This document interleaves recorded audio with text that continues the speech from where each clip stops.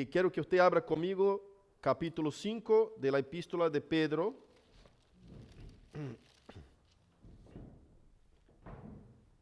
Aleluya. Los versículos 1 hasta el versículo 6. Vamos a leer el día de hoy. Primera epístola del apóstol Pedro, capítulo 5, versículos 1 al 6. Leamos la santa palabra de Dios.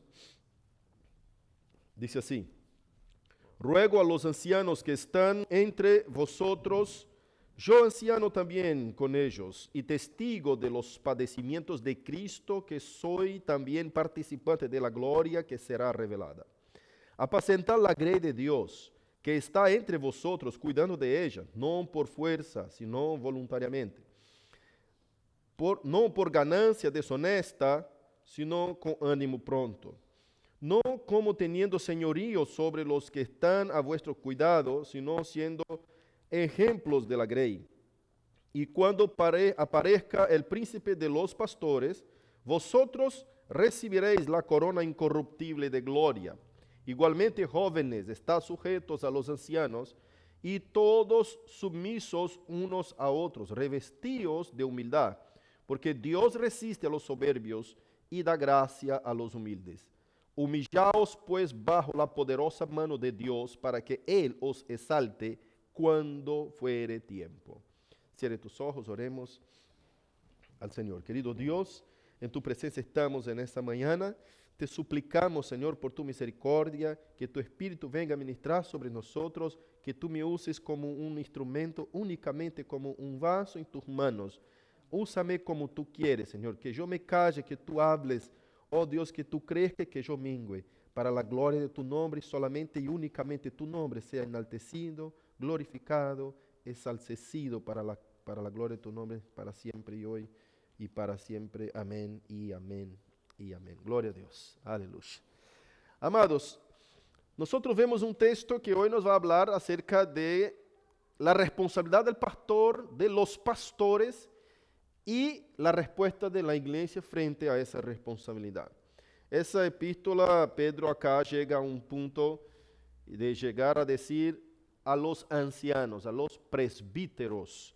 Esa palabra presbítero, y son tres palabras que nosotros vamos a estudiar en esos primeros dos versículos. Vemos la palabra presbíteros, cuando Pedro dice, ruego a los presbíteros. La palabra presbítero es traducida como ancianos. Y la palabra presbítero y los ancianos era una tradición judía, que los ancianos no únicamente en edad, sino que en tiempo de conocimiento de la ley judaica, estos ancianos eran responsables por enseñar y discipular a los demás que habían entrado en la aprendizaje de la ley, de los 613 preceptos de la ley. Un joven de 12 años ya tenía que saber 613 preceptos de la ley en la tradición judía. Así que el anciano de la tradición judía era aquel que cuidaba de una sinagoga, el que cuidaba de un grupo de hermanos que estaban juntamente sirviendo a Dios vivo.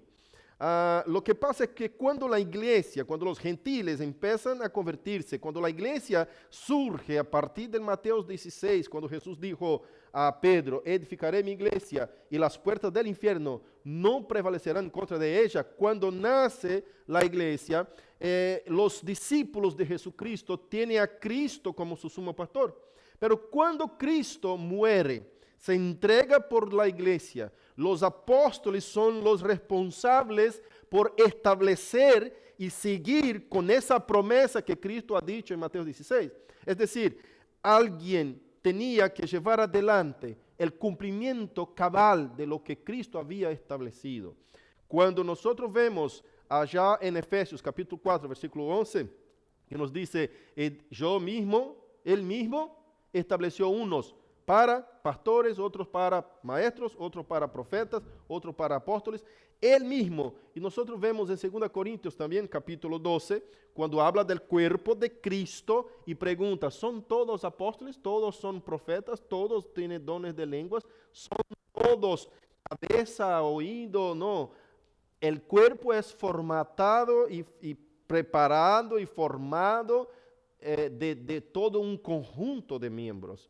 Entonces nosotros vemos claramente que la edificación de la iglesia, establecimiento de la iglesia, Cristo cuando establece la iglesia, Cristo también establece un liderazgo para la iglesia. Entonces la palabra presbítero es muy usada en la iglesia primitiva. Después que los apóstoles predican la palabra, la iglesia empieza a edificarse y a crearse en casas, en lugares, en ciudades. Esa iglesia necesita de una administración física visible, representante del mismo Cristo que ahora fue crucificado, resucitado, muerto, resucitado y está a la destra del Padre. Ese Jesucristo es representado por un cuerpo, un conjunto de liderazgo que Él mismo ha establecido según Efesios capítulo 4. Obviamente que nosotros no podemos confundir que la autoridad suprema sobre la iglesia es representada por la palabra, es decir, es ejercida por la palabra de Dios. Cristo es la autoridad suprema sobre la iglesia.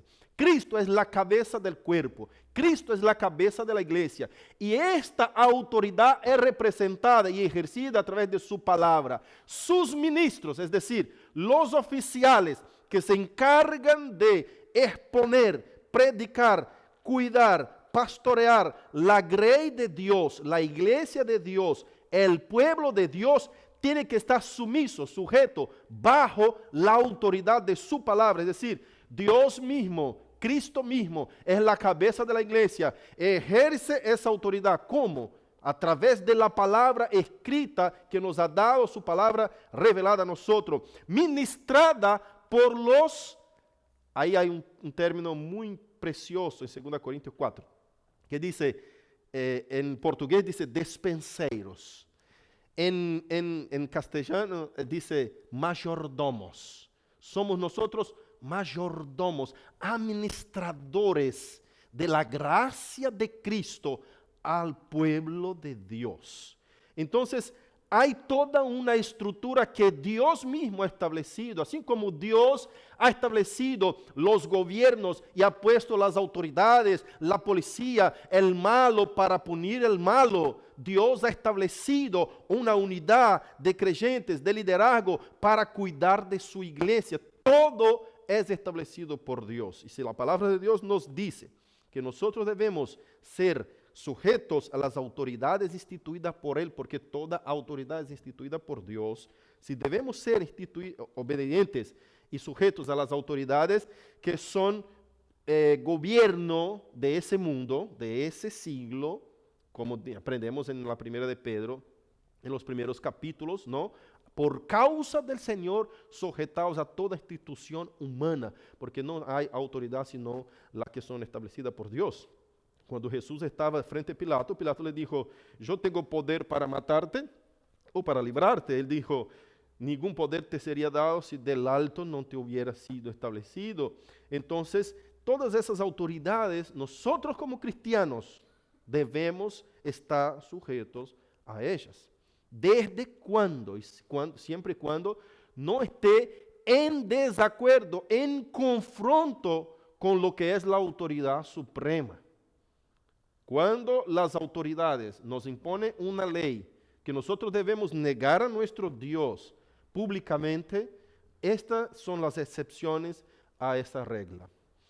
Si nosotros, como creyentes, debemos ser sujetos a las autoridades civiles, gubernamentales de ese mundo, Pedro acá ahora empieza a decir de qué forma el pastor cuida de la iglesia de Dios y qué clase de sujeción la iglesia debe para con su liderazgo. Entonces, esa palabra ancianos, presbíteros, ella es muy usada en toda la escritura en la iglesia del Nuevo Testamento, la iglesia primitiva. Vamos a ver un ejemplo de eso en Hechos 14, 23, que nos dice así. Hechos 14, 23 dice, y constituyeron ancianos en cada iglesia, y habiendo orado con ayunos, los encomendaron al Señor en quien había creído. Acá la iglesia de Hechos, la iglesia primitiva, la iglesia en el libro de Hechos, que es la misma iglesia establecida y edificada sobre la doctrina de los apóstoles. Es como decir, los apóstoles mismos empezaron esas iglesias. Esas iglesias, ellos mismos también ordenaron ancianos. La palabra ancianos es presbíteros, que es la misma palabra usada en el Nuevo Testamento entero para pastores. Cuando se refiere a pastor en el Nuevo Testamento, específicamente respecto a lo que es la iglesia plantada por los discípulos de Jesús, no estoy refiriéndome al libro de Apocalipsis, que tenemos una otra visión, una otra interpretación, cuando los pastores ahí son representados por ángeles. Estoy hablando de lo que es la iglesia, la plantación de la iglesia, el libro de Hechos, Nuevo Testamento, por los apóstoles. Cuando los apóstoles establecen iglesia y cuando alguno líder es puesto sobre esta iglesia, el nombre de este líder, es decir, el título dado sobre este líder es presbíteros. Algunos dicen presbúteros. En griego esa palabra es presbíteros. Así como está, presbíteros. Y esa palabra es traducida muchas veces, a veces en el Nuevo Testamento traducida por ancianos, otras veces traducida mismo por presbíteros, ¿no? Y otras veces traducida por pastores, pero la palabra es siempre la misma. Y Pedro acá dice, ruego a los ancianos, a los líderes de la iglesia. Esa palabra es para pastores, es para líderes de la iglesia, pero, ojo, también es para discípulos de la iglesia, para miembros de la iglesia, porque Pedro va a decir un poquito más adelante, en los versículos 5, cómo la iglesia debe tratar a sus pastores. Entonces dice así, ruego a los ancianos que están entre vosotros. ¿Vosotros quién? La iglesia del Señor. Yo anciano también con ellos. Yo también soy uno de los pastores de la iglesia. Así Pedro está diciendo. Escuchen, la iglesia debe ser ministrada por ancianos, por presbíteros. Presbíteros son pastores. Ahora, hay dos clases, hay dos niveles de pastores en la iglesia. Aquellos que son pastores, o sea, presbíteros que administran las iglesias, es decir, son presbíteros docentes que ayudan con el enseño, con la enseñanza, con el cuidado. Y hay el presbítero docente, regente, que es el pastor que rige todo el rebaño y encima rige también a los demás presbíteros. Aquel que es responsable directamente por los demás presbíteros, como por ejemplo Timoteo, como por ejemplo Tito. Y nosotros vamos a ver en la epístola de Tito, ¿no? Pablo recomendando a Tito, mira, capítulo 1 de Tito, versículo 5. Miremos cómo dice el texto. Dice así, por esta causa te dejé en Creta, para que corrigiseis lo deficiente y establecieseis ancianos en cada ciudad, así como yo te mandé. Es decir, Pablo acá está llamando a un presbítero, a un anciano, que sería Tito, y diciendo, usted tiene el encargo de poner otros ancianos sobre otras ciudades. Yo te dejé en Creta no solamente para que usted hiciera eso, sino que también corrigieseis lo deficiente y establecieseis los ancianos. Es decir, corregir el deficiente es uno de los vamos a decir así, oficios del pastor. Entonces Tito acá no está representando todos los ancianos de la iglesia, está representando el anciano regente, aquel que está responsable por poner otros ancianos con la imposición de manos del presbiterio.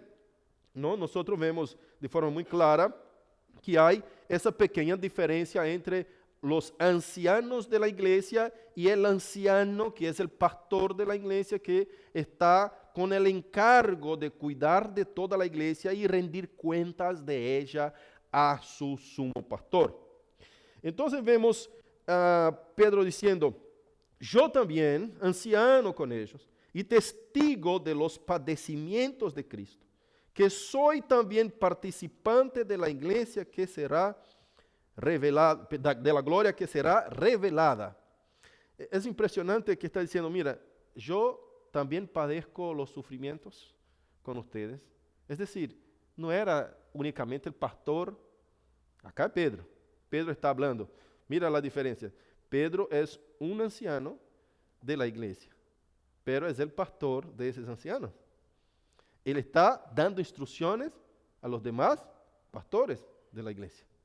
Está dando instrucciones, está enseñando, está corrigiendo, está llamando la atención de los demás pastores diciendo, yo soy anciano con ustedes. En cargo de nivel de cargo, de rango, no soy nada más grande que ustedes, pero sobre mí pesa la responsabilidad de enseñarles, de corregirles, de instruirles cómo debe ser el anciano.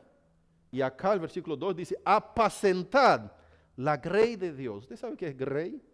La grey es la iglesia de Dios. Apacentad la grey de Dios que está entre vosotros. Entonces acá tenemos la segunda palabrita, que es poimanate en griego, que es la palabra apacentad.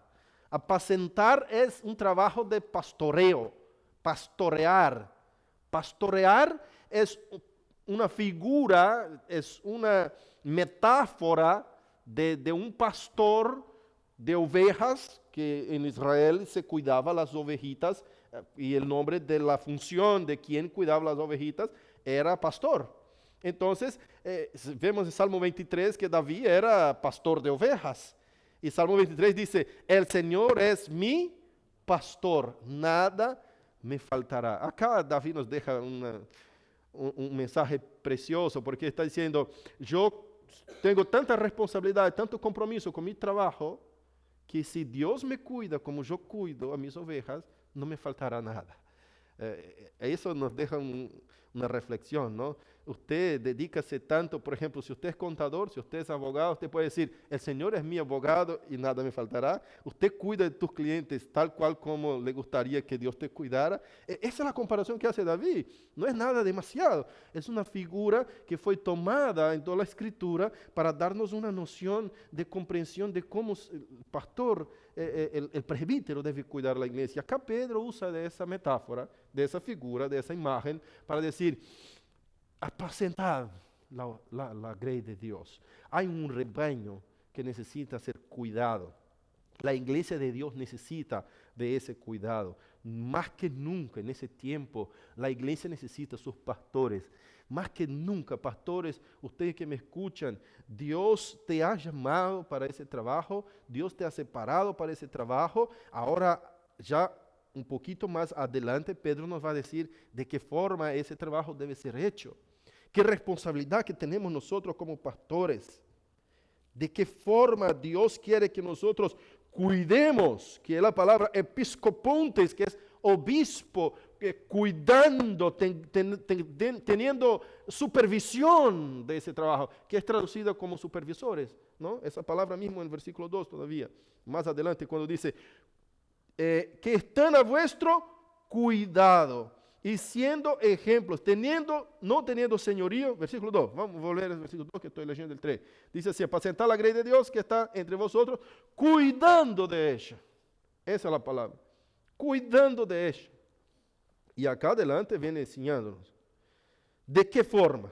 Hay 3 cositas acá que tenemos que aprender, y tenemos que aprender de forma bastante interesante porque son 3 cosas que vemos pasar en la iglesia. Primero, no por fuerza. Segundo, no por ganancia. Tercero, no como teniendo señorío sobre la grey de Dios. La primera parte dice, cuidando de ella no por fuerza, sino voluntariamente. Entonces dice, no, ¿qué? Por fuerza. Pero ¿cómo? Voluntariamente. Es decir, yo no estoy haciendo ese trabajo porque no tengo otra cosa por hacer o porque tengo la obligación de hacerlo. Yo no debo hacer el trabajo de Dios, del cuidado de Dios, si no fui llamado para esto. Aquel que hace por fuerza es porque alguien le está imponiendo la obligación de hacer, pero él no lo hace voluntariamente, lo hace porque le tocó hacer. Y sí o sí tiene que hacerlo. Y hay muchos pastores que están en esa condición. Quizás son hijos de pastores que van tomando el encargo de seguir con los pasos de su padre y por ahí se volvió un pastor que no fue nunca llamado. Es un peligro para la iglesia, es un peligro para este hermano que tiene toda esa carga sobre él y no fue llamado para eso. Quizás le gustaría estar trabajando en ingeniería, en otra cosa. Y si usted fue llamado para ser ingeniero, no te metas en ser pastor. Si fuiste llamado para ser médico, no te metas en ser pastor. Ahora, si fuiste llamado para ser pastor, no te metas en ser médico ni ingeniero, porque estás descumpliendo con el llamamiento que Dios te dio. En nuestra cosmovisión, es decir, la visión del mundo que tenemos nosotros como iglesia, la cosmovisión cristiana, no hay esa dualidad entre vida secular y vida sagrada. No, todo lo que hace el cristiano es corandeo, es decir, está delante de Dios. Todo lo que un cristiano hace es para la gloria de Dios, es para Dios. Si sos un abogado, sea un abogado para la gloria de Dios. Si amas esa profesión, si amas hacer eso, provocar justicia, producir justicia con eso, trabajar con la verdad con eso, glorifique a Dios con eso. Ese es tu don, es tu llamamiento, es tu talento. Dios te llamó para esto. No te metas en hacer otra cosa. Si sos un contador, un médico, no sé, un zapatero, un portero, lo que sea, no hay nadie que sea más grande que el otro. Cada uno de nosotros como miembros del cuerpo de Cristo somos uña, somos dedo, somos cuello, somos brazo, somos pierna, somos ojos, somos oídos, somos cabeza, somos boca. No hay importancia de lo que sea más importante que el otro. Eso es un dualismo totalmente contrario a los que son los principios de Cristo. El mismo Pablo, cuando habla de eso en capítulo 12, él dice, porque las partes más indecorosas del cuerpo son las más necesarias. Las más necesarias. Es impresionante. Como un cuerpo quizá totalmente perfecto, y yo tengo una historia que no es tan linda para contarles, puede ser deficiente el cuerpo todavía, por le faltar algo que sea tan específico. Quizás bastante indecoroso, pero lo más importante. Tengo un amigo que vivía en mi ciudad, nosotros somos muy amigos, hasta hoy él coopera con nuestro ministerio, y le vi nacer un hijo precioso, hermoso, perfecto, pero le faltaba algo que es raro faltar en las criaturas cuando nacen, pero por alguna falta de formación le faltaba el ano. No vino, el agujerito no salió. Entonces los médicos llevó a los especialistas más profesionales que existía en nuestro alcance, y fue hasta Goiânia, a otros lugares que tienen un avance médico más preparado. Y dijeron, no, es muy peligroso, los vasos sanguíneos son muy finitos y aparte no sabemos hasta dónde no está la formación. Quizás está la formación no viene desde el intestino y otras cosas más, puede haber faltado. Pero era perfecto el nene, precioso. Moisés se llamaba. Con todo respeto a mi amigo, comparto esta historia, ilustrando a través de tu hijo de qué forma nosotros podemos comprender mejor la importancia de cada miembro en el cuerpo. Y los médicos no pudieron hacer nada. No pudieron hacer nada. ¿Y qué le hicieron? Le abrieron acá, al costado, le agarraron el intestino hasta donde estaba formado y le pusieron una sonda para salir todo lo que el nene necesitaba hacer de sus necesidades. Y eso duró 6 meses. Y falleció el nene. La iglesia, tal cual como esa ilustración, tiene que entender que cada miembro del cuerpo es importante. No hay ninguno que es más importante, más especial. Y Pablo dice, ¿por qué no soy ojo? No soy del cuerpo. ¿Por qué no soy boca? No soy del cuerpo. Los miembros que son más evidentes, quizás los que te dejan más lindo el cuerpo visualmente, no significa importancia de valor. Quizás el otro tiene más valor que este. Es decir, son iguales en valores. No tiene más valor. Ni uno ni otro. No es mejor ni peor. Son diferentes. Igualmente importantes. Son diferentes. Así debemos entender nosotros. Cada uno tiene su llamamiento. Si usted fuiste llamado para hacer algo en ese mundo, Cumpla tu misión. No dejes de hacer lo que Dios te llamó para hacer. No dejes de hacer lo que Dios te preparó para hacer. Y no cambie lo que Dios te puso para hacer con el intento de, segundo punto, ganancia. A veces uno está no por fuerza, pero está por interés, por ganancia, porque este trabajo me engendra más plata. Yo voy a ser pastor porque veo ahí una oportunidad de sacar la plata de la gente, de enriquecerme indignamente. Yo voy a trabajar no de abogado, que me encanta, sino que voy a trabajar de ingeniería, que quizás en esa zona es más necesario y me da más plata. Y va a ser toda la vida infeliz trabajando con algo que no te gusta, porque no fuiste llamado para ello, y lo que Dios te llamó para hacer, hay gente sufriendo, necesitando un abogado que sea justo y no lo consigue porque tú no estás cumpliendo lo que Dios te llamó para hacer. Y no piense que eso va a quedar así. Dios te va a llamar a la rendición de cuentas y te va a pedir cada cosa que usted dejó de hacer. Ahí está el juicio. El juicio del creyente para el galardón. Y el juicio del impío para la salvación o perdición. Es decir, el impío ya está en la perdición, pero será juzgado para que él sepa y se entere de por qué y cada razón y motivos de que él está siendo condenado.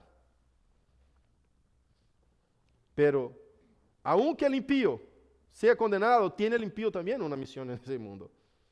No piense que solo los justos tienen las misiones. El impío también tiene su misión. Dios, su palabra dice, yo hice el malo para el día del mal. Es tremendo. En capítulo 9 de Romanos dice que Dios hizo vasos de honra y vasos de deshonra. Entonces, cada uno tiene un propósito a cumplir en ese mundo. Y Dios va a pedir tu rendición de cuentas de cada trabajo y cada tarea, así como en la parábola de los talentos, que a uno dio 5, a uno otro 3 y a otro 1, según sus capacidades. Es decir, te da el trabajo que corresponde según la capacidad que Él mismo te ha dado. Según los dones, Dios no te va a poner responsable por una ciudad y te va a cobrar un país de rendición de cuentas. No, te va a cobrar la ciudad. Dios no te pone responsable por un barrio y te cobra una ciudad. No, Dios te va a cobrar el barrio. Cada uno según su capacidad. Ahora, aquel que Él dio un país para que Él sea responsable, Él va a cobrar el país de tus manos. Dios nos da dones y exige de nosotros una rendición de cuentas responsable frente a los dones que nos ha dado. Así que para el creyente no hay esa dualidad. Mi vida profesional es una, pastor. Mi vida creyente y cristiana es otra. Cuando estoy en la iglesia, yo soy músico. Cuando estoy en el trabajo secular, ahí soy, no sé, contador. Y usted sabe, ¿no, pastor? Tengo que mentir algunas cosas. No hay dos caracteres para el creyente. No hay. Usted puede ejercer una función en la iglesia como un ministerio de oficio acá en el trabajo que es temporal. Una función no es tu llamamiento. Tú puedes ser un músico en la iglesia, pero tu llamado es para ser ingeniero. Dios te va a cobrar como ingeniero. Y cada servicio que usted necesitó hacer para edificación del cuerpo de Cristo, Dios te va a cobrar. Cada uno de nosotros. Encima y mucho más los pastores. La palabra de Dios dice, no sean de ustedes muchos maestros. No quiera ser ustedes maestros, dice Santiago. Porque de esto será cobrado con más severidad. Porque usted, además de caminar de una forma, enseña a los demás cómo camina. Y esa responsabilidad tuya de haber caminado en el camino que usted ha instruido a otros, usted va a rendir cuenta de cada uno de lo que usted instruyó en ese camino. Si lo instruiste mal, Dios te va a pedir cuentas de esto. Nosotros vemos en el capítulo 33 de Ezequiel ¿cómo Dios va a rendir cuenta, va a pedir rendición de cuentas a cada uno de nosotros? Dice la palabra de Dios en Ezequiel 33. Voy a hablarle un pedacito nomás, y hay varias otras instrucciones ahí. Dice así: si yo dijere al impío que él morirá en su pecado, y tú, atalaya, no lo advirtieres para que él salga de su camino malo, ciertamente él morirá en su pecado, pero la sangre de él yo la demandaré de tus manos. Ahora, si tú advirtieres al impío, al perverso, para que él salga de su malo camino, y él no quisiere salir de su malo camino y no se arrepentiere, él ciertamente morirá en su pecado, pero tú libraste tu alma, es decir, tú libraste tu mano, tu responsabilidad de la sangre de él, porque él no murió ignorante, murió rebelde. Ahora, cuando tú no lo adviertes, él murió ignorante y tú eres el responsable. Eso está clarito en el texto de Ezequiel capítulo 33, también en Ezequiel 18. Hermanos, nosotros necesitamos entender que cada uno tenemos una función y una misión. Nosotros hicimos el año pasado el taller de propósito. Quisiéramos hacer ese año también, pero ya no podemos más a causa de toda esa pandemia. Pero el año que viene, si Dios así nos permite, queremos hacer el taller de propósito para que usted pueda encontrar qué propósito tienes tú, específicamente como ser humano, como persona, que solo tú puedes hacer en ese mundo que otro no puede. Que Dios te llamó para hacer específicamente a usted. En ese taller nosotros tratamos bíblicamente de buscar y conocer cada uno de los talentos, de los dones que Dios nos ha dado y entender las diferencias entre dones, llamamientos, llamados, función, misión, propósito, todas esas cosas. Seguimos con el texto que dice, no como teniendo señorío sobre ellos. Es el tercer punto. Parece impresionante que nosotros vemos personas que están trabajando como pastores por fuerza. Y ahora digo, no solo como pastores, sino también como cualquier otra función. No, nunca soñé hacer eso, pastor. Yo siempre quise ser médico, pero mi papá me puso para ser ingeniero. Yo siempre quise ser psicólogo, pero mi madre me metió en el negocio y hoy soy empresario, pero no me gusta lo que hago. No sé si ya escuchaste a alguien diciendo eso, reclamando por algo que hace toda la vida que nunca fue su sueño hacer. Eso es hacer por fuerza. Segundo, por ganancia. ¿Se recuerda de Juan capítulo 10 que Jesús habla del asalariado? El asalariado está haciendo por dinero. Él no es pastor de las ovejas. Él hace por plata. El día que le falte sueldo, deja las ovejas y se va. El día que llegue el lobo, deja las ovejas y huye. Jesús mismo hizo esa ilustración de forma muy clara. Entonces el pastor es conocido de sus ovejas y las ovejas escuchan su voz. Jesús obviamente está hablando de sí mismo. Pero también si nosotros miramos respecto a lo que son los pastores de hoy, nosotros vemos que algunos pueden que esté haciendo por recursos financieros, por torpe ganancia. La palabra dice, no lo haga así, sino que voluntariamente. Y el tercer punto es lo que leímos. Algunos hacen ese trabajo como enseñorándose de lo que no es de él. No se enseñore de lo que no es tuyo porque el dueño tiene celo. La iglesia no pertenece a los presbíteros. La iglesia no pertenece al pastor, a un obispo. La iglesia no pertenece a nadie de nosotros, sino que nosotros como presbíteros y pastores también somos iglesia. Es lo que Pedro dice en el primer versículo. Yo anciano con ustedes. Es decir, la iglesia pertenece a Jesucristo. Él es el dueño único de la iglesia. Hay una otra ilustración que Cristo nos hace, una otra figura, una otra metáfora, siempre de decir novio y novia. esposo y esposa. El amigo del novio es el pastor de la iglesia. El amigo del novio tiene que cuidar la novia y preparársela. Es como aquel amigo que pone la novia en el auto y lo lleva a la puerta de la iglesia para tener su novio en el día del matrimonio. Alguien tiene que llevar a la novia.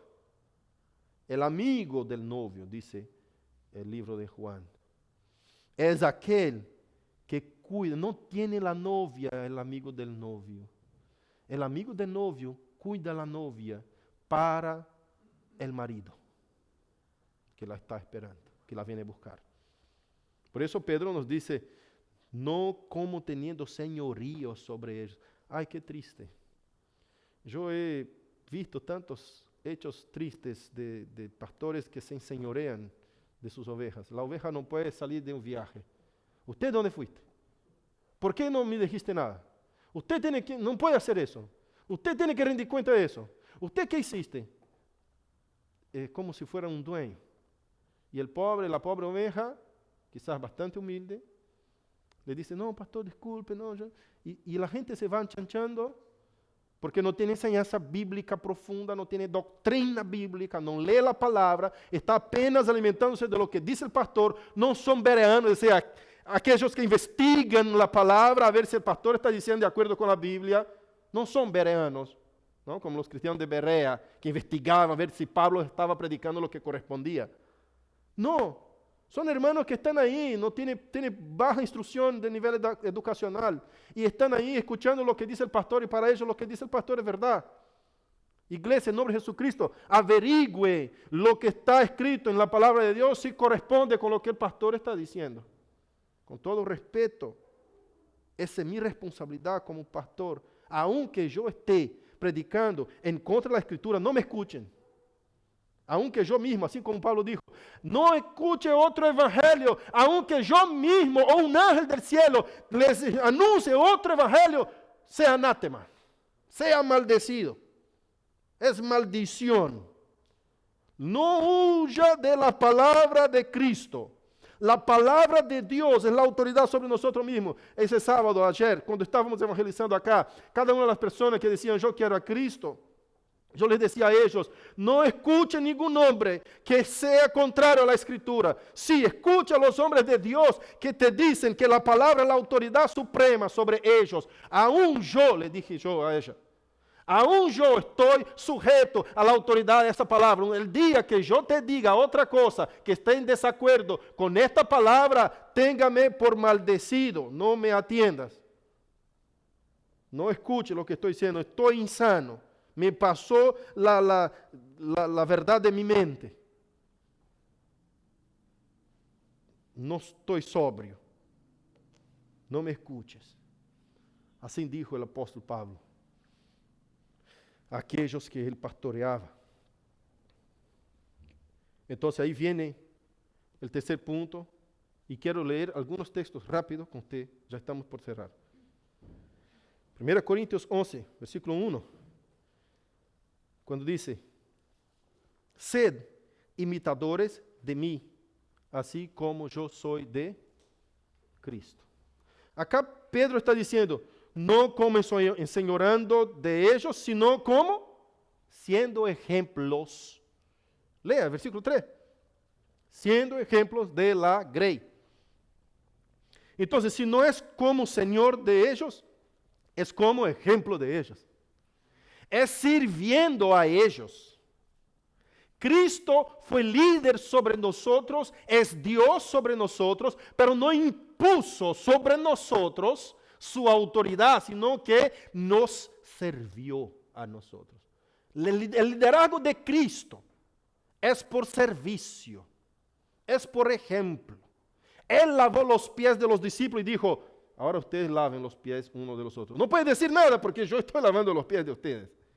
Y si usted me tiene como el mayoral, como el más grande, como la autoridad, entonces tenga en cuenta que si yo soy la autoridad y lo lavo los pies, ustedes que no son nada, deben lavar todo.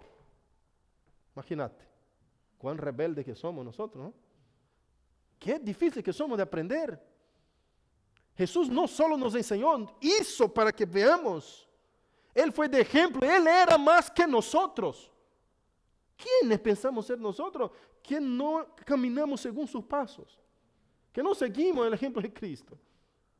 Si Él ha servido, y dijo a los discípulos, y siempre encontraba a los discípulos peleando entre ellos para decir discutiendo quién es el más grande, el mayor o el menor. ¿Quién será el mayor en el reino de los cielos? Y estaban peleando. Mateos capítulo 18 empieza así. Jesús toma un niño y dice, aquel que quiere ser mayor, ser el más grande, que sea el que sirve. Sea como esta criatura, este niño, que no tiene honras, no tiene derechos, todo lo que tiene es regalado, no tiene méritos. Ese niño no busca lo suyo. Esa criatura, con ese sentido de que usted no esté buscando una recompensa, sino que con esta humildad, sin gloria, sin nada. Todo lo que una criatura como esta sabe hacer es desarreglo y gritería y suciedad. Y todo lo que tiene regalado no tiene mérito ninguno. ¿Quiere ser grande? Sea humilde, humillado. Porque ese niño venía acercándose de Cristo. Y si usted mira los sinópticos, que son los otros 3 evangelios, que son idénticos, usted va a coincidir que ese mismo pasaje es narrado de otra forma.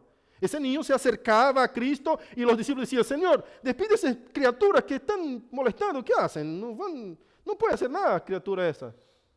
Y le echamos.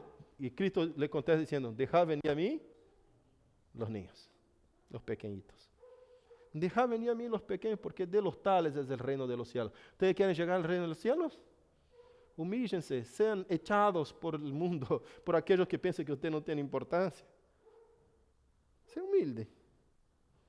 ¿Y qué fuerza tienen las pobres criaturas para revidar o responder ante a los adultos que estaban echándole, expulsándole de la presencia de Cristo? ¿Qué fuerza tienen los pobres? Ninguna. ¿Qué tenía que hacer? Humillarse. Decir, ustedes hagan de nosotros lo que quieren. Si quieren dejar que acerquemos a Cristo, acercaremos. Ni fuerza tiene la criatura. Jesús toma, en el capítulo 18 de Mateos, una de esas criaturas en su regalo y dice, empieza a darle la enseñanza. Y de cómo es el reino de los cielos y de cómo debe ser la iglesia acá en la tierra. Cómo es el trato de los miembros unos con los otros. Y ahí todo el capítulo 18, el Señor discorre sobre esto. Habla acerca de esto, ¿no? Qué precioso que es esto. Entonces, ¿de qué forma Cristo nos enseña? Con el ejemplo. Y Pablo nos dice acá, en 1 Corintios 11:1, sed imitadores de mí. ¿Será que nosotros podemos decir eso como pastores? Como líderes de la iglesia, sed mis imitadores. Estamos diciendo eso en el momento cierto o en el momento equivocado. Hay 2 momentos. Hay el momento de gloria. ¿Qué momento es ese? Hechos 14. Cuando Pablo, vamos al texto, y Apolo estaban predicando en Iconio. Y ahí, cuando ellos hicieron algunos milagros y Dios los usó ahí, y ellos predicando la palabra, porque Pablo tenía la palabra, capítulo 11, versículo 11, capítulo 14, dice así, entonces la gente, visto lo que Pablo había hecho, alzó la voz diciendo en lengua licónica, dioses bajo la semejanza de hombres han descendido a nosotros, y a Barnabé llamaban Júpiter, y a Pablo Mercurio, porque este era el que llevaba la palabra. Entonces era como el mayoral todavía encima sobre ellos. Y estaba ya, el sacerdote estaba ya para quemar ofrendas. Trajeron los bueyes para matar y hacer sacrificios a esos 2 dioses. Mira, está eso acá en versículo 13. Mira, y el sacerdote de Júpiter, cuyo templo estaba frente a la ciudad, trajo toros y guirnaldas delante de las puertas y juntamente con la muchedumbre quería ofrecer sacrificios. Está preparado el sacrificio. ¿Saben matar los toros Iba a entregar a los dioses esos. Ese es el momento de humillación. No es el momento de decir, imitaos a mí. El momento de gloria, porque ahora están glorificados esos dos hombres. Esos dos discípulos de Cristo están siendo confundidos con dioses y pudiera ellos, por ganancia torpe, decir, wow, qué lindo, qué gloria que nos da Cristo. Somos comparados a dioses, que nos queme holocaustos, por favor. Iglesia, imite a nosotros. Así tenemos que actuar con poder, con autoridad y ser autoridad sobre el pueblo. Ahora mira que hicimos un montón de siervos. No. Pablo llegó a enojarse y dijo en el versículo 15, varones, ¿por qué hacéis esto? Nosotros también somos hombres semejantes a vosotros, que os anunciamos que de estas vanidades os convirtáis al Dios vivo, que hizo el cielo y la tierra y el mar y todo lo que hay en ellos. Es decir, que hizo Júpiter, Mercurio, el Dios de sus dioses. Ese Dios que predicamos para que usted se convierta de esas vanidades de sus mentes. Ese momento dijeron, no somos nada. No se gloriaron. Hoy, en momento de gloria de muchos líderes, ellos están cada vez más agrandándose. Es triste. Porque en el momento de gloria uno tiene que descender y decir, no mire hacia mí. No mire hacia mí. Mire hacia Cristo. En el momento de gloria es que debemos decir, no mire hacia mí. No es en el momento de pecado, de caída, de debilidad. Algunos pastores, cuando han caído, dicen, no mire hacia mí, mire hacia Cristo. Tú eres representante de Cristo. Claro que la gente va a mirar hacia ti. Claro que la gente va a mirar hacia mí. Es obvio, yo soy representante de Cristo, un oficial de la iglesia que Cristo me encargó y encargó a mí y a ti como pastor, como responsable para exponer y explicar su palabra, que es la autoridad que rige la iglesia. Él nos puso ese encargo. Claro que somos nosotros los que debemos decir, imitad a mí, porque yo imito a Cristo. Así como Pablo, y no solo una vez, sino que capítulo 4, versículo 16, dijo de vuelta Pablo. Y la Biblia está repleta de eso, y vamos a leer algunos textos. Miren lo que dice. Por tanto, os ruego que me imitéis. Os ruego que me imitéis. Vamos a ver un texto más. Filipenses 3:17. Mira lo que dice. Hermanos, sed imitadores de mí. Y no solo de mí. Sigue. Y mirad a los que así se conducen, según el ejemplo que tenéis en nosotros. No hay como ir de la responsabilidad. Si tú como pastor y yo como ministro del evangelio, como pastores, nosotros como pastores, en el momento de debilidad decimos a la gente, no mire a mí, mire a Cristo, claro. Pero no puede huir con esa responsabilidad. La gente se va por causa de tu ejemplo. Si alguien se pierde, se descarría, porque tú diste un mal testimonio, va a rendir cuentas de esto delante del Señor. El momento de decir, no mire a mí, es cuando estoy siendo glorificado. No mire a mí. Yo no soy nada, yo soy hombre como ustedes. Yo no soy nada. Quien hizo eso fue el Dios viviente. No me glorifiques. Ese es el momento. Pero la cosa, hoy está al revés. ¿Ya notaron eso? Está al revés. En el momento de gloria, soy yo. Yo soy el poderoso. Anda, firma a mí. Acá, vení, glorifíqueme. Yo soy el poderoso. Fui yo porque oro mucho. Yo porque tengo mucho ayuno. Yo porque soy poderoso. Yo soplo y las cosas suceden. Yo declaro y las cosas acontecen. Yo declaro. ¿No? Y la gente está endeusando a algunos líderes, pecando a causa de ellos, porque están idolatrando a alguien que no es Dios. Lo están poniendo como Dios. ¿Qué están haciendo esos hombres?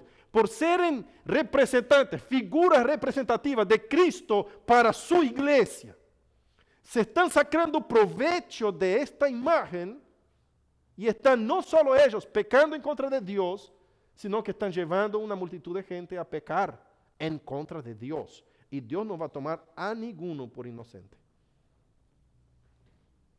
El momento que debemos decir, imitad a mí, es como el ejemplo de la Grey. En los padecimientos, en los sufrimientos, en las necesidades que cada uno suple a los demás. Como una persona ejemplar, un obediente a la palabra de Dios, que ministra, que cuida bien, que administra bien su casa, esposo de una sola mujer, como está en el libro de Tito, todo el capítulo 1. Todas las calidades que vemos ahí, en Tito y 1 y 2 Timoteo. Así debe ser el ministro de Cristo. Así debe ser el obrero de Dios, que maneje bien la palabra de la verdad. Hospitalario, un hombre de una conducta sana, seria, un hombre irreprensible, que cuide bien sus niños, sus hijos en su hogar. Así debe ser ministro del Evangelio. Así debemos ser nosotros como pastores, no como quienes somos dueños del pueblo de Dios. Es impresionante. Quiero traer una otra ilustración para que usted entienda. En una película que yo miré, un rey caminaba por el reino y enseñaba a su hijo que era ser un rey. Y el hijo le preguntó y dijo, papá, ¿usted no eres rey? Y no puedes hacer lo que quieras y tomar lo que quieras y poseer o obtener lo que usted quieras. Y el padre le contesta al hijo y le dice, el rey no se trata de tener todo lo que quieras. Ser rey y ser un verdadero rey no está involucrando con lo que usted pueda obtener de la gente, sino que con lo que usted pueda donar a la gente. Verdadero rey es aquel que dona, que da a los demás y no que saca a los demás. Si nosotros vemos que Cristo hizo eso por nosotros, dio todo por nosotros hasta su misma vida. ¿Quiénes somos nosotros como representantes de Cristo que estamos queriendo no dar, sino sacar de los demás? Estaremos, de hecho, representando a Jesús. Tenemos que cada día como pastores, y yo predico esta palabra que es la fiel palabra de la Escritura, en contra de mí también. La palabra viene para todos nosotros los pastores. Y ahora llega el momento de la iglesia y terminamos con eso. Versículo 4 nos habla que aquel que es fiel, ¿no? Cuando aparezca el príncipe de los pastores, recibiríamos la corona incorruptible de gloria. La corona es incorruptible, no puede corromperse.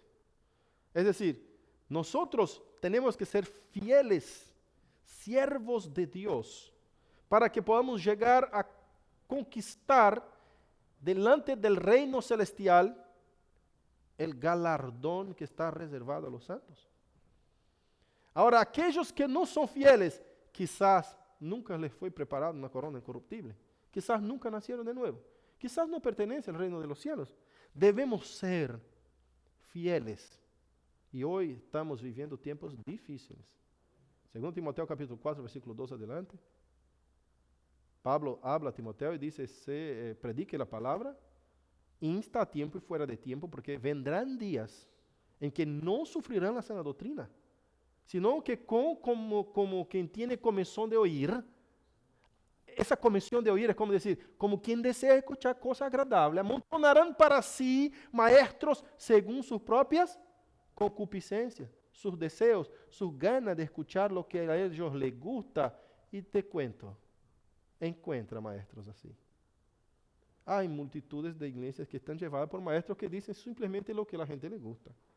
No tiene compromiso con la palabra, no tiene fidelidad con la palabra, no quema su corazón por estar de acuerdo a la voluntad de Dios. No, ¿qué es lo que le gusta? Yo les digo en serio, yo estuve en una iglesia que el pastor sacaba un papelito así, una encuesta, diciendo al fin del culto usted tenía que responder la encuesta y poner ahí, ¿te gustó la alabanza?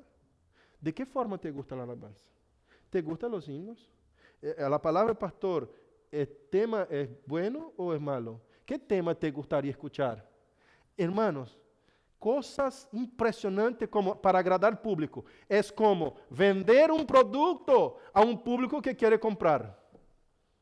Porque la preocupación es si usted viene el día de mañana a la iglesia para hacer un número en mi iglesia, para que yo políticamente pueda representar un grupo representativo en la ciudad.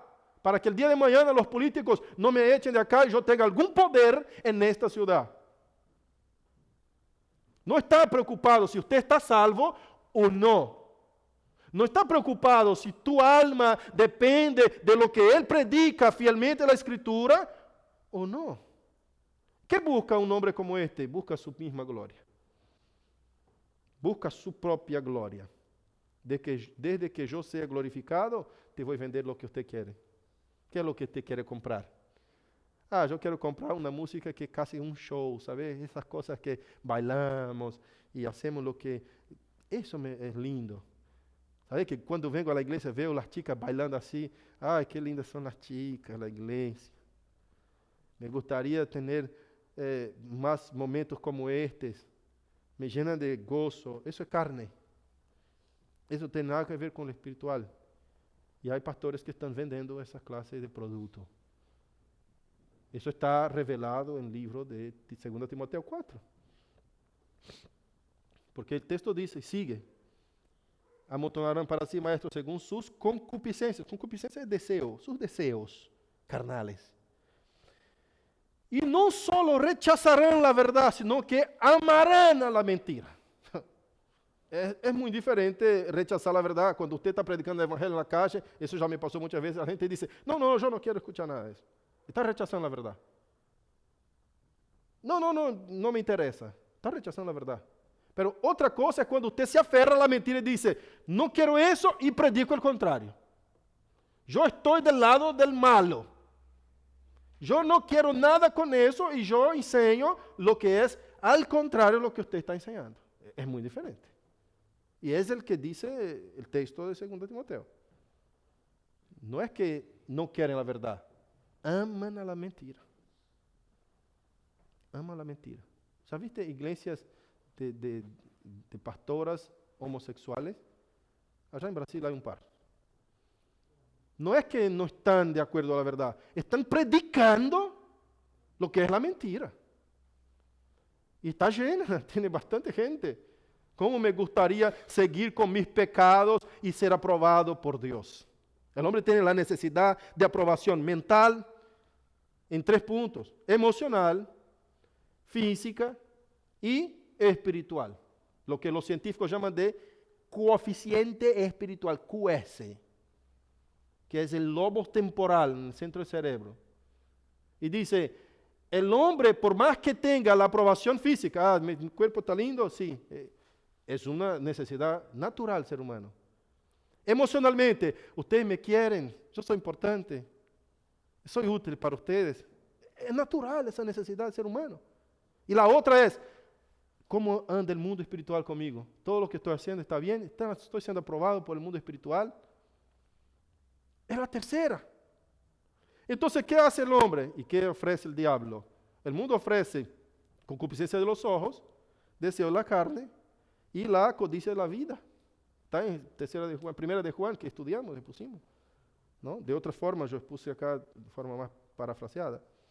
Entonces, el diablo ofrece que usted esté de acuerdo con tu cuerpo, le agrada, le gusta tu cuerpo, esté bien con tu físico, de forma que tu emocional, la gente te acepte. Entonces, para ser aceptado por los demás, para que el emocional, el área emocional esté satisfecha, usted se engrupa con la gente, se pone de grupo con gente que no corresponde, y ahí usted pone un aro totalmente loco en la nariz, en cualquier lado, para ser aceptado. Es la necesidad emocional del ser humano. Uno pone un tatuaje, quizás ni edad tenía para eso, ni entiende que es eso, más adelante va a arrepentirse, pero quiere ser aceptado por el grupo, es la necesidad emocional. Después que cumple con esas 2 cosas, que vive un poco de la vida, que disfruta un poco, que hace todo lo que no corresponde, llega a una determinada edad, el hombre empieza a pensar, ¿será que algo de los seres espirituales, quizás sea ateo, no sé qué confesión espiritual tiene. Uno, por más que no tenga ninguna confesión espiritual, va a pensar, ¿será que la divinidad aprueba lo que estoy haciendo? Es el momento que él va a pensar en lo espiritual y va a buscar la aprobación espiritual. Es lo que está pasando con esas iglesias homosexuales. Vivieron la vida, entregaron su cuerpo para hacer lo que quieren. Tienen aceptación, están buscando la aceptación emocional con todo el mundo, poniendo toda la ideología de género. Y ahora están poniendo iglesias para que sientan que la aprobación espiritual está todo bien. Busca la aprobación en las tres áreas. El ser humano necesita esto, pero no significa que está cierto. Este es un error muy grave, un pecado muy grave, porque estamos haciendo cosas que nos agradan. Eso es lo que dice 2 Timoteo 4, buscando para sí maestros según sus concupiscencias, sus deseos, a fin de ser aprobados por Dios, ser aprobados por los demás y ser aprobados por sí mismo, respecto a lo que es su cuerpo. Son las necesidades del ser humano, que están con el enfoque en el egocentrismo. Y eso es lo que nos está matando como sociedad. Toda la carga de la maldad que viene sobre el mundo está sobre la fuerza del pecado con que hemos pecado en contra de Dios. Y ahora hablo con la iglesia. Hablo con la iglesia, versículo 5, y ya cerramos. Igualmente, jóvenes, están sujetos a los ancianos y todos sumisos unos a otros, revestidos de humildad, porque Dios resiste a los soberbios y da gracia a los humildes. Qué cosa tremenda. Hay un texto en la palabra que dice, si Dios es por nosotros, ¿quién contra nosotros? Ese texto está diciendo que Dios resiste a los soberbios. Entonces, yo te pregunto, si Dios contra nosotros, ¿quién por nosotros? ¿Quién puede en contra de Dios? ¿Quién puede vencerlo?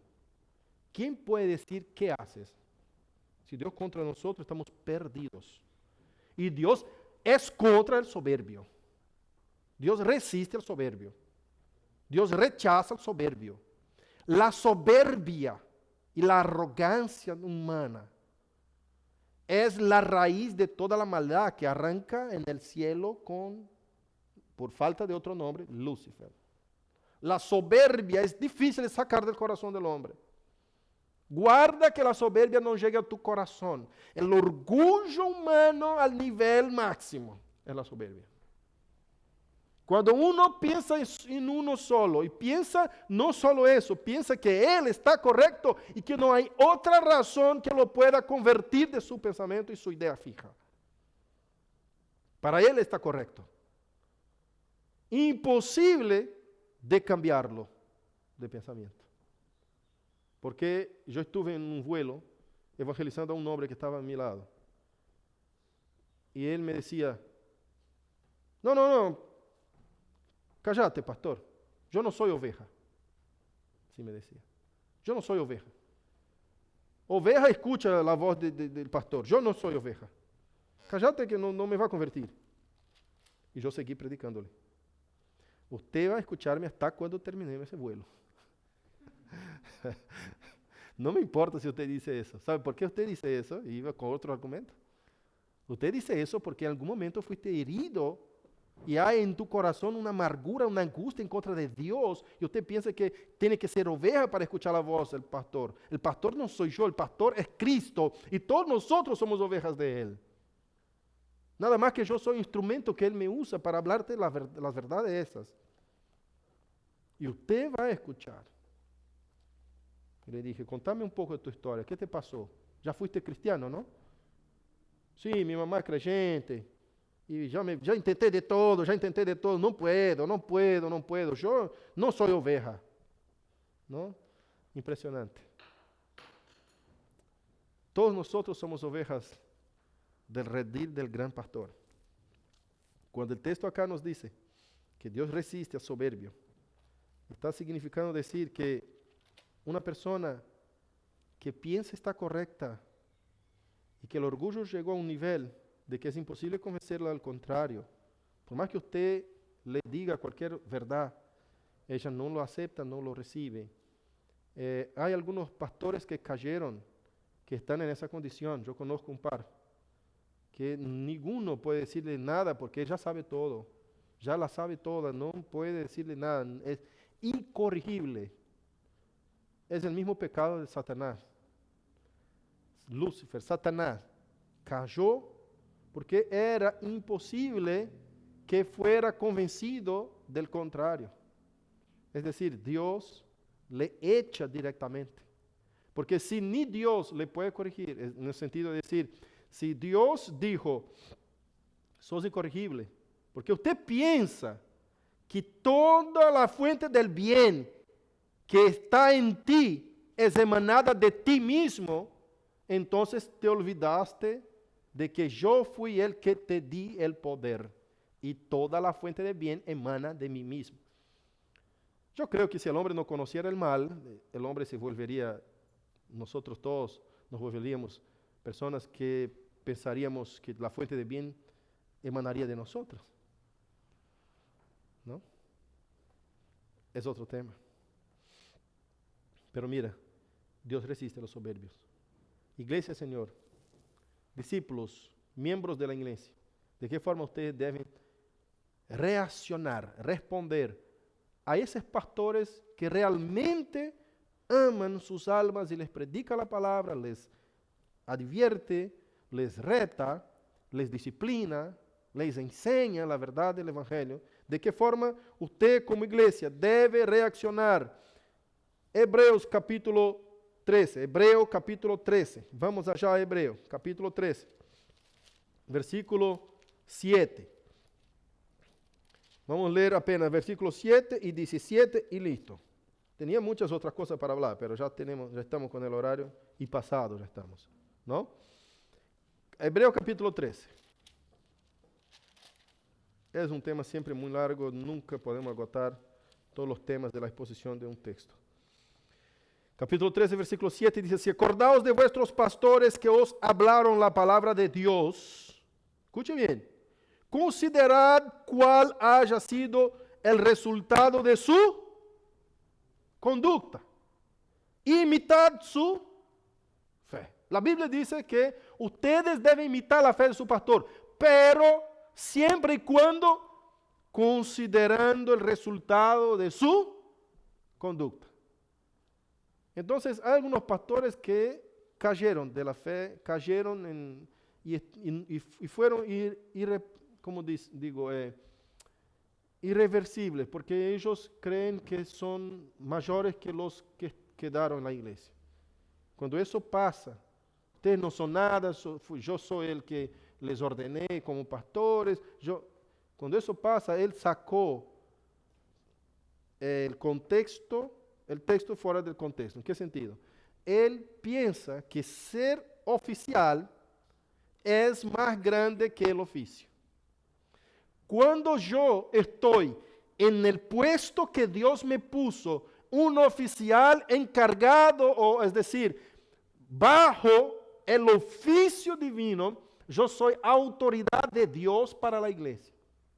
Ahora, cuando yo salgo debajo de este oficio, el siguiente pastor estará con el mismo encargo y yo ya no soy nada.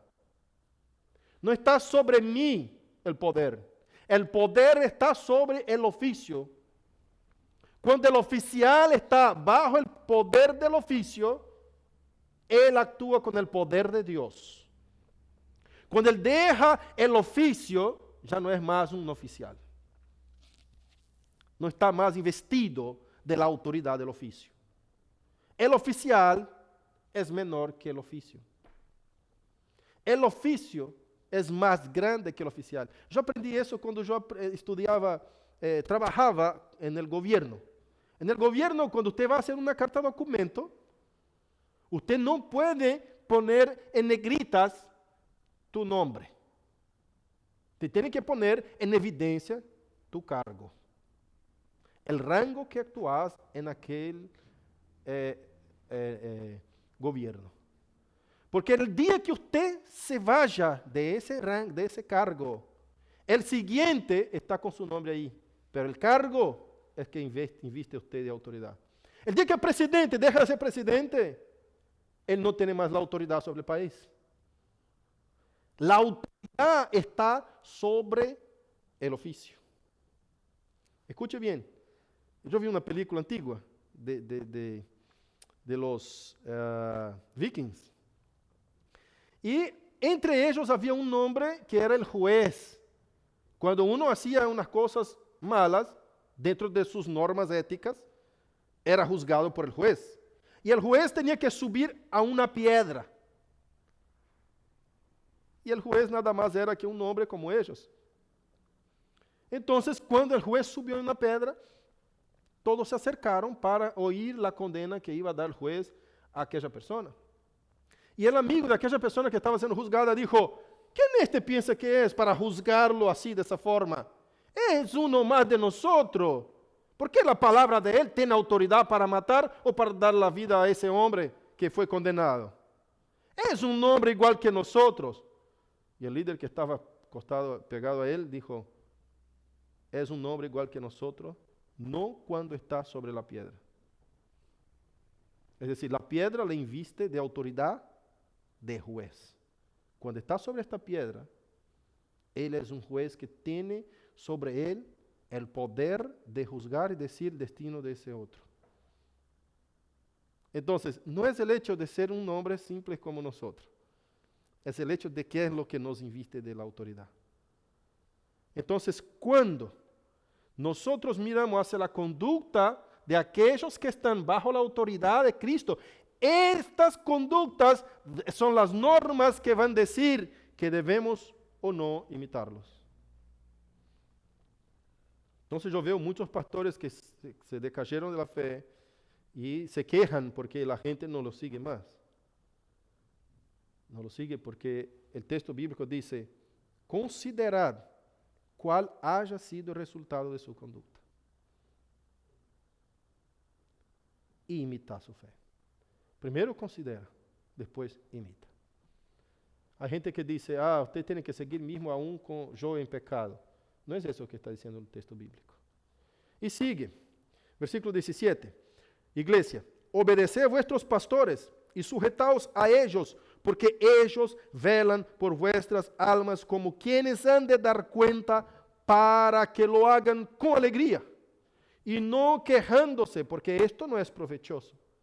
¿Cómo es que tu pastor te tiene? ¿Usted es una carga que deja al pastor siempre quejándose? ¿O tú eres un discípulo que da gozo a tu pastor? Eso está diciendo. Sea obediente a sus pastores, imite su fe, porque ellos velan por vuestras almas. Y haga de tal forma, sea un discípulo de Cristo, de tal manera que el pastor que va a rendir cuenta de tu alma, no haga eso como si fuera una carga, no como si fuera, no quejándose. Porque no le va a aprovechar de nada, pastor, si lo hace quejándose. Ahora, tú eres partícipe de eso, está diciendo el texto. Que usted sea de alegría para él, sea obediente, honrelo, que usted le obedezca, sujétese a ellos. Está diciendo el texto. Cuando usted hace eso, usted está honrando a tu pastor. Es obvio que estamos hablando todo eso, ese texto está pautado sobre todos los principios que ya hemos expuesto. No es que usted va a hacer eso con un pastor que no está de acuerdo a la palabra, sino que tiene que observar la conducta y el resultado de su fe. Que nosotros como iglesia podamos entender la responsabilidad de los pastores y la carga que tienen, llevan ellos, cuando está bajo ese oficio, ante Dios, como quien va a rendir cuentas de tus almas, delante del Señor, que podamos comprender eso y que como iglesia podamos brindar a los pastores lo mínimo de la obediencia, de la sujeción, de respeto que se merece, para que el trabajo sea gozoso y no con quejas. Que el Espíritu Santo de Dios nos ayude a comprender de forma más simple más sencilla su palabra. Que nos ayude.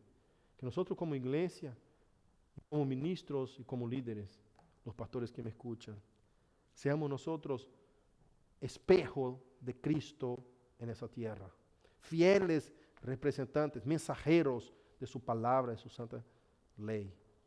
Que seamos nosotros aquellos dignos de sermos imitados por toda la grey del Señor en nombre de Jesús. Vamos a orar. Querido Dios, nos ayude, Señor, a comprender tu palabra y sermos fieles a ella. Dios, por amor de tu nombre, te suplicamos que tu Espíritu nunca se afaste de nosotros.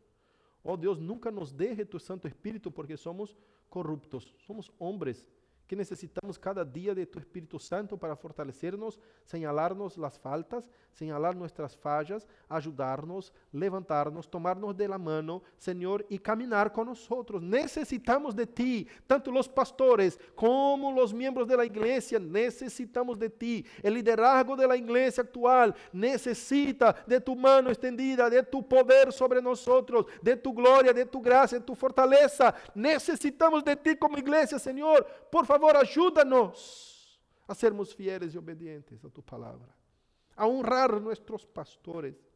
Oh Dios, a servir a los miembros unos a los otros, a sermos humildes y humillados debajo de tu poderosa mano, como dice el versículo último. Oh Espíritu de Dios, ten de nosotros misericordia, aténdenos nuestro ruego por amor de tu mismo nombre. Te suplicamos, Jesucristo. Amén.